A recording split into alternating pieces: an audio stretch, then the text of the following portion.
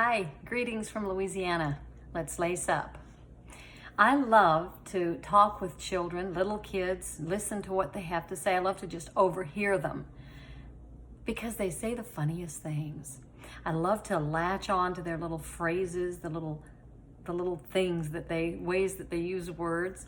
One of my favorites came from my handsome nephew, RD.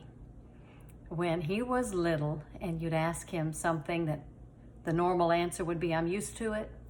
Oh, I'm used to going out in the heat. I'm used to going out and playing when it's hot. He'd say, I'm loosed of it. I'm loosed of it. I latched onto that. Now, he's a grown man with a half-grown kid of his own.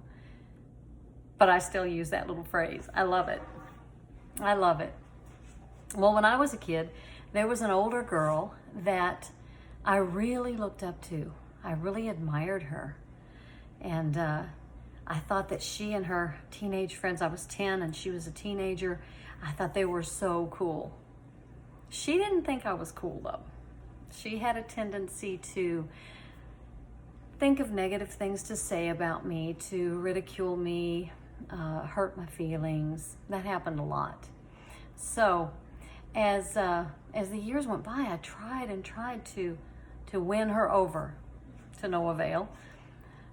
Finally, I just kind of accepted. I'm used to it. If we're going to be together, I'm probably going to get a zinger. If somebody else comes around, something's going to be said to try to embarrass me or make me look stupid or something, you know. So I just kind of got used to it. Well, many years later, several years back now, but many years later, we were in a situation that put us together for several days. With several other people. And on day 2, she orchestrated a situation that I could not get out of, that was designed to put me in my place, to hurt my feelings, to make me mad, whatever. And it was about 4 hours of this that I had no control over. I had no control over the situation. But I had control over how I responded to it. So, Mom and I were talking, and Mom is trying to kind of, well, maybe it was an accident that this happened. Well, maybe there was, okay. I just smile and say, okay, and change the subject, and we'd talk about something else. And she'd come back to it because it was awkward. And I just, okay. Finally, she said, Kelly, how do you feel about this? And I said, Mom, I'm loosed of it. I'm loosed of it.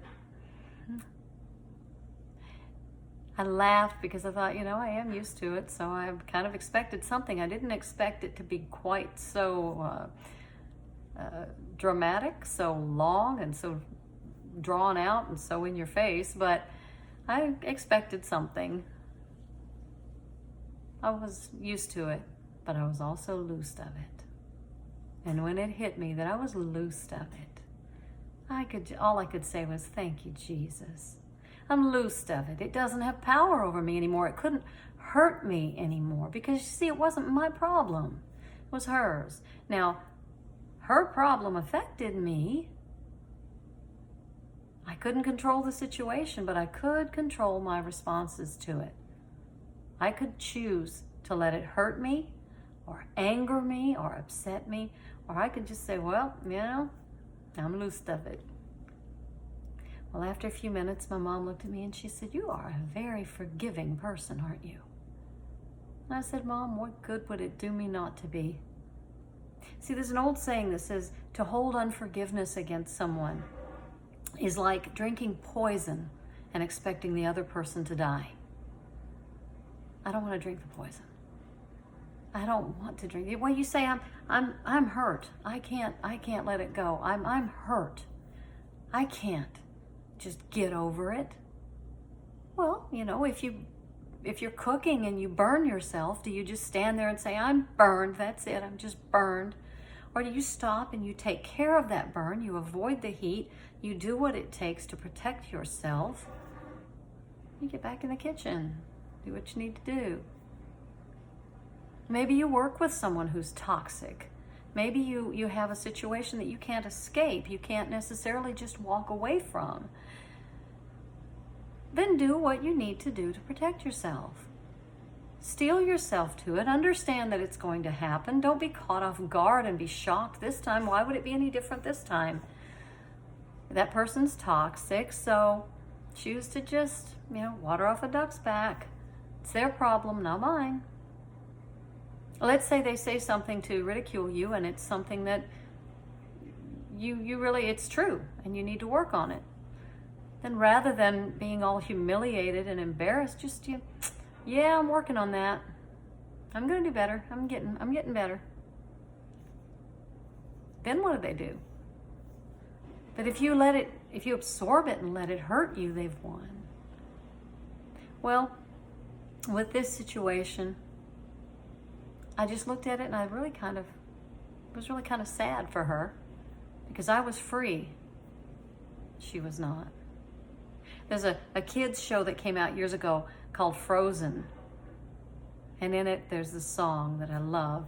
Let it go, let it go.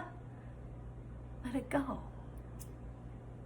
Let it go. If we don't let go of those things, then they have a hold of us and we are frozen. We're frozen. It freezes us up. We can't bloom and go and grow like we want to and we need to if we're holding on to unforgiveness. You say, well, I don't even know how to start. Well, in the 9th chapter of Mark, Jesus is talking to a man who says, Lord, I believe. Help my unbelief. Help me overcome my unbelief.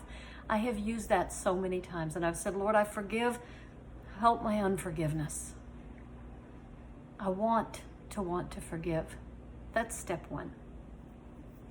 I want to. I don't want to forgive them because I'm mad at them and they hurt me. But I want to be in right standing with God. So I want to be free. So I want to forgive. So those thoughts will come to your mind over and over when it's fresh and new. So every time it comes to you, run back to the Lord and just say, Lord, I want to forgive. Help me to forgive. Help me to want to forgive. Eventually you'll be at level 2 where you really do want to forgive. And then you'll be able to forgive a little bit, and then you'll be able to forgive a little bit more, until eventually you'll look back like I have so many times and you'll say, wow, that doesn't even affect me anymore. And you're free. You're loosed of it. If you are wearing boots today that are stuck in the mud of unforgiveness and you can't get through it, you can't pull that boot out of that mud, then you undo those boots and step out of them. Step into some boots, lace them up, some boots that can help you to keep on walking through the struggles of life. Don't let yourself get bogged down. Don't drink the poison. Get loosed of it. See you next time.